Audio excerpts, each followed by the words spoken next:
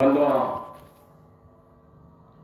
आइए हम लोग इस शब्द रूपी संसार में, जहाँ हमारा परिचय केवल शब्दों से होता है,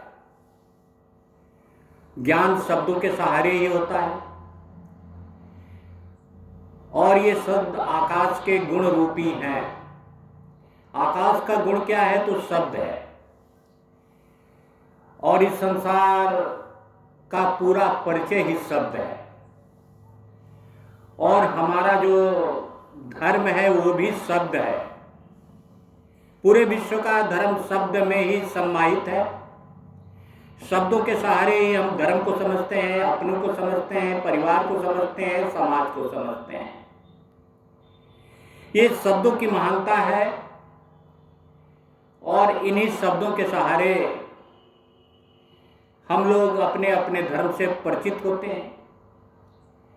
अब आइए हमारे हिंदू धर्म से आप परिचित होइए। हिंदू तो कोई नाम नहीं हमारे धर्म में।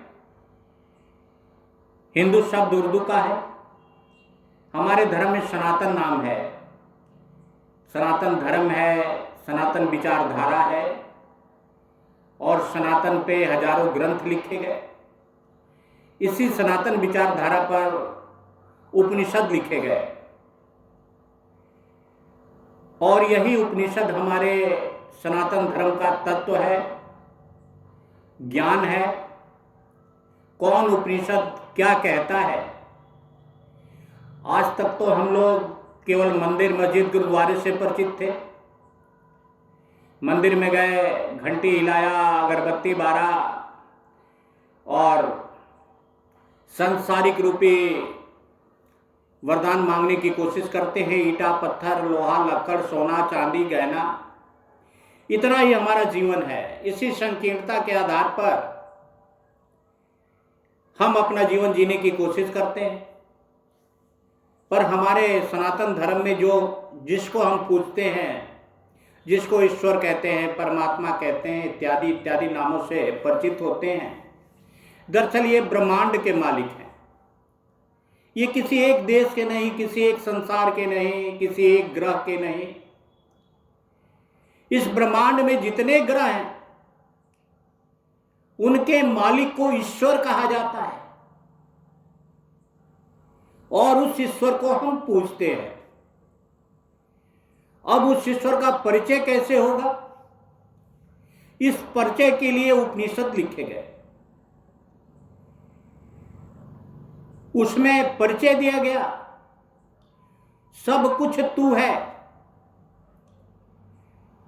उन्होंने कहा कि आरंभ से अंत तक एकमात्र तू है।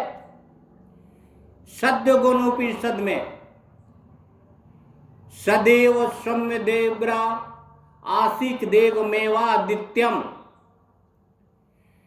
वह एक ही सत्य स्वरूप परमात्मा तत्व एक से अनेक रूप में हो गया। उन्होंने कहा कि एक से एक अनेक होने पर तो भी एक रहा, उसमें नाना तत्व नहीं आया। नेह नानास्ति किंचना वृद्धकरणी उपनिषद, कठोपनिषद, एकोपनिषद बहुधा यो विभीति, गोपाल पूर्वानुपनिषद, मुंडक उपनिषद, छंदोग्य उपनिषद, कई उपनिषद है, 33 उपनिषद है, और सबने एक ही बात कही है। उन्होंने कहा कि सृष्टि से पहले भी मैं ही था, मुझसे भिन्न कुछ भी नहीं था। सृष्टि के उत्पन्न होने के बाद जो कुछ भी दिखाई देता है वो मैं हूं। जो सत्य, असत्य और उससे परे है वो भी मैं ही हूं। सृष्टि के बाद मैं ही हूं, और इस सब का नाश हो जाने पर कुछ बाकी नहीं बचता, वो मैं ही हूं। गीता में भी कहा, संपूर्ण सृष्टियों के आदि में मैं हूं, मध्य में मैं हूं, और अंत में मैं हूं। तू तू करता है तू भया, मुझसे रही न हो, वारी फेरी बली गई, जित देखऊं तित तूल। सब जग ईश्वर रूप है, भलो बुरा नहीं कोय, जैसे जाकी भावना तैसो ही फल होए। जो अननय जाके असी, मति ननत रही अनुभंता, मैं सेवक सचराचर, रूप स्वामी भगवंता। निज प्रभु मैं देखई जगता, कही सन करही विरोध, जड़ चेतन जग जीव जता, सकल राम मैं जान। देखिए बंधुओं, ये तो बात उपनिषद की रही, गीता की रही, रामचरितमानस की रही, पर यह हमारे जीवन का सत्य है। सत्य यह है बंधु कि बचपन से आज तक हमने कई रूप बदल दिए, हमें महसूस नहीं हुआ। ये संसार दिन प्रतिदिन हर क्षण बदल रहा है और इससे हम परिचित हैं, इस बदलाव को हम देख रहे हैं, तो भी हमें अनुभव नहीं होता। और ये जीवन का सत्य है कि भगवान एक से अनेक हैं, अनेक से एक हैं। मिट्टी से घड़ा बनता है, फिर घड़ा टूटकर मट्टी में मिल जाता है। मट्टी से इंसान बनता है, मरने के बाद मट्टी में मिल जाता है। मट्टी से एक हुआ चित जल पाओ गगन समीरा, पांचों तत्वों से मिलकर एक इंसान का जन्म होता है और यही इंसान मरने के बाद इन तत्वों में मिल जाता है और ये लगातार चलता रहता है। पृथ्वी की ये जो विधि है, चक्र है, वो हमेशा चलता रहेगा। रात दिन आता जाता रहा, मौसम बदलता रहा, कभी गर्मी कभी बरसात कभी जाड़ा। ये प्रक्रिया कितने हजारों वर्ष से चलती आ रही है और आज भी चल रही है, भविष्य में भी चलेगी। तो इस परिवर्तन से हम परिचित हैं, पर परिचित होना नहीं चाहते, क्योंकि ईश्वर हर जगह मौजूद है, हम में, तुम में, खड़क खम में, एक छोटे से चींटी में और एक विशालकाय हाथी में। जो मनोभावना मेरे अंदर जन्मती है, वही मनोभावना हाथी में भी या चींटी में भी जन्मती है। बस एक अंतर है, जो जितना बलशाली है उतने अहंकार में है। हाथी अपने अहंकार में, शेर अपने अहंकार में, इंसान अपने अहंकार में।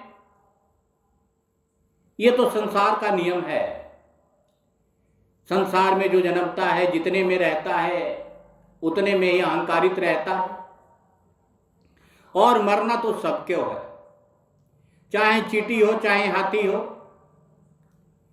और जितना बलशाली रहता है उतनी बुरी अवस्था में मरता है,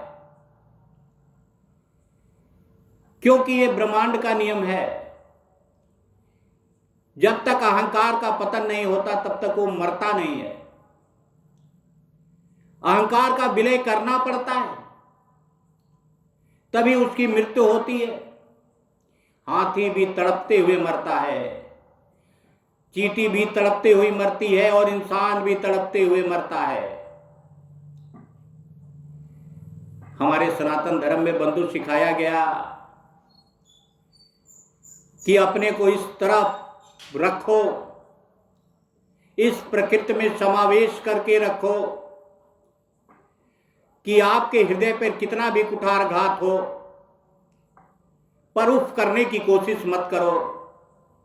जैसे पृथ्वी माता के छाती पर हजारों छेद आप करते हो, सुबह से उठकर शाम तक पृथ्वी माता की छाती को आप दरते चलते हो, ठोकते चलते हो। ये आप नहीं जानते कि जिसके हृदय पे मैं चल रहा हूं, पैर रख रहा हूं, उसको तकलीफ होगी कि नहीं होगी। जिस जल की महत्ता को आप जानते नहीं, जिस जल का आप अपमान करते हो, जिस जल के सहारे आप जीते हो, उसके महत्व को आप आंकते नहीं। तो बंधुओं, प्रभु ने भी ठान लिया है कि आपके जीवन में एक दिन ऐसा आएगा कि आप इस जल के लिए, इस पृथ्वी के लिए, इस प्राणवायु के लिए बेचैन हो उठोगे और वो आपको मिलेगा नहीं। कितना भी कोशिश करोगे, परिस्थिति ऐसी बन जाएगी कि डॉक्टर के घर में आपके नसों में पानी चढ़ाना पड़ेगा, आपके नाक में ऑक्सीजन लगाना पड़ेगा, आप बेड से उतर नहीं पाओगे, बेचैन हो जाओगे। इसलिए बेचैन हो जाओगे, इन प्रकृत तत्वों का आपने अपमान किया। जिन प्रकृत तत्वों से आपका जीवन बना, शरीर बना, उसको आपने धन्यवाद नहीं दिया। मट्टी की मूर्त पूजते रहे, घंटा बजाते रहे मंदिर का, पर उस घंटे की कीमत आपने जाना नहीं, समझने की कोशिश नहीं की, क्योंकि अहंकार ने आपको चलने नहीं दिया। ये अहंकार आपके ज्ञान को विलुप्त कर देता है, सोचने नहीं देता, समझने नहीं देता। इंसानियत गायब हो जाती है, मनुष्यता गायब हो जाती है। आएगी, एक दिन निश्चित आएगी, ना कोई किसी का लेता है, ना कोई किसी को देता है, ना कोई किसी को आशीर्वाद देता है, ना श्राप देता है। हमारा कर्म ही हमको आशीर्वाद और श्राप दोनों देता है। बोलिए श्री रामचंद्र शंकर जी भजो।